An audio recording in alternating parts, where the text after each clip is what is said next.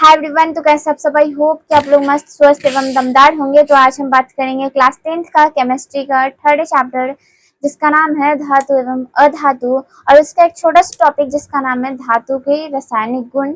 और इस रासायनिक गुण का लेक्चर नंबर 1 हो चुका है, जिसमें हम ऑक्सीजन के साथ अभिक्रिया के बारे में पढ़ चुके हैं। तो आज हम पढ़ेंगे जल के साथ अभिक्रिया, क्योंकि क्वेश्चन जो होता है वो बहुत बड़ा होता है एंड एक जो क्वेश्चन है ये 5 नंबर में आता है, इसीलिए इसके लिए हमको 2 पार्ट बनाना पड़ रहा है।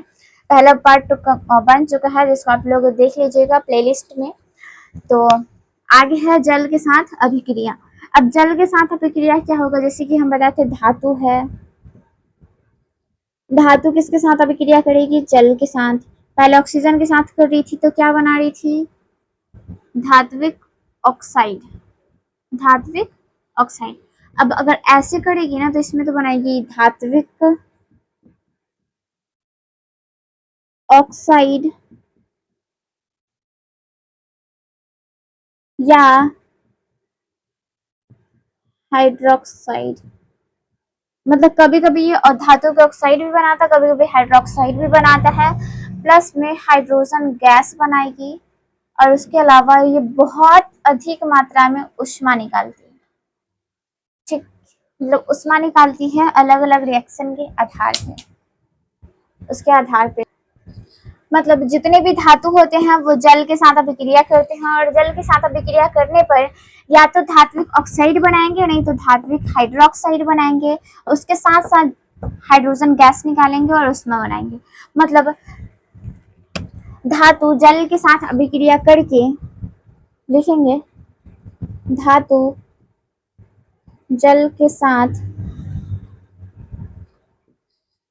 अभिक्रिया कर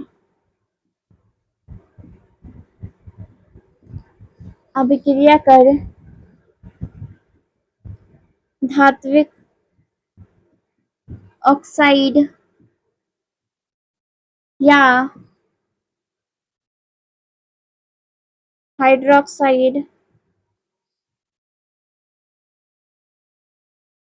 एवं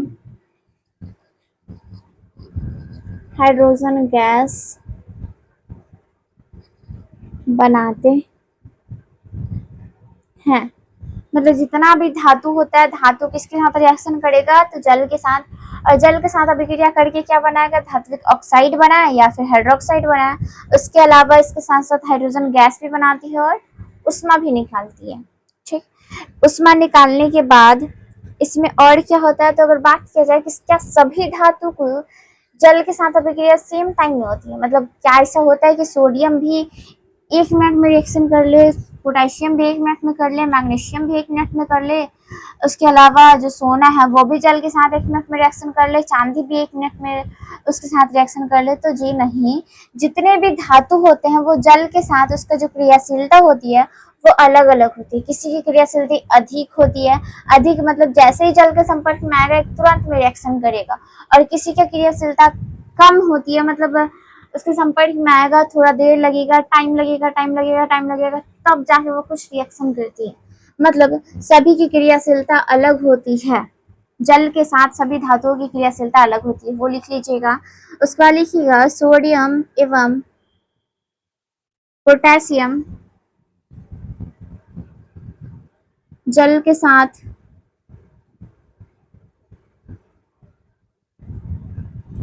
तीव्र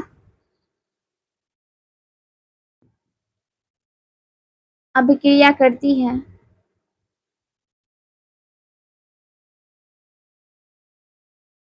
एवं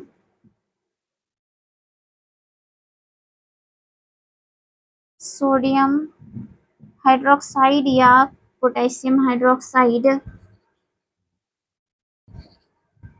बनाती है एवं उसके साथ हाइड्रोजन गैस का भी निर्माण होता है। तो रिएक्शन करवाते हैं, सोडियम है, सोडियम को किसके साथ अभिक्रिया करवाएंगे, जल के साथ। सोडियम को जल के साथ अभिक्रिया करवाने पर क्या बनेगा, तो सोडियम हाइड्रोक्साइड प्लस में हाइड्रोजन गैस और प्लस में उष्मा। अब देखिए जो सोडियम और पोटेशियम होता है ना बहुत ज्यादा तीव्र अभिक्रिया करता है। तीव्र अभिक्रिया मतलब बहुत जल्दी रिएक्शन करता है। अब बहुत जल्दी रिएक्शन कर रहा है इसका मतलब जैसे ही रिएक्शन करेगा, एक तो उसके पास जब रिएक्शन करता है तो उसका उष्मा बहुत ज्यादा निकलता है। बहुत ज्यादा उष्मा निकलने की वजह से बहुत ज्यादा गर्मी उत्पन्न होती है, और बहुत ज्यादा गर्मी निकलने की वजह से क्या होता है, तो होता बस यही है कि हाइड्रोजन गैस में आग पकड़ लेती है और ये तुरंत आग लग जाता है। क्या हो जाता है, आग लग जाता है। अब इसी आग को, यही भयंकर ये चीज से बचाने के लिए इसको हमेशा केरोसिन तेल में डुबा के रखा जाता है। मतलब सोडियम और पोटेशियम एक ऐसा धातु है जो कि जिसको ना तो ऑक्सीजन के संपर्क में आना चाहिए और ना ही किसी संपर्क में, जल के संपर्क में आना चाहिए।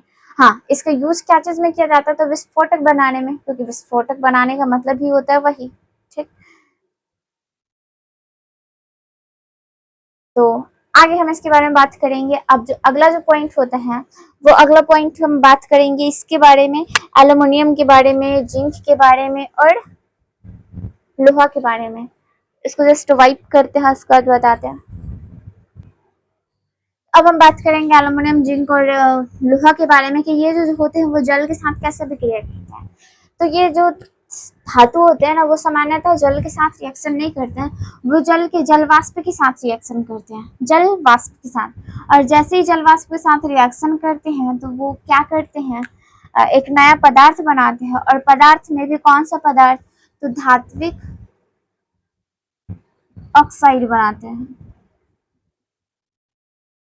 धात्विक ऑक्साइड मतलब ये जो तत्व होते हैं वो जल के साथ रिएक्शन नहीं करते, उसके जल वाष्प के साथ रिएक्शन कर देते हैं, लिख देते हैं। जल वाष्प के साथ रिएक्शन करते हैं, जल वाष्प के साथ रिएक्शन करने के बाद धात्विक ऑक्साइड बनाते हैं। उसका जो लास्ट पॉइंट आता है कि जो सोना होता है और जो चांदी होता है, वो जो होते हैं वो H2O के साथ रिएक्शन करते ही नहीं है, रिएक्शन करते ही नहीं है। और अगर करते भी है, चांदी के साथ अगर करते भी है तो बहुत ज्यादा टाइम लेते हैं, मतलब अति मंद अभिक्रिया, बहुत धीरे धीरे अभिक्रिया करते हैं।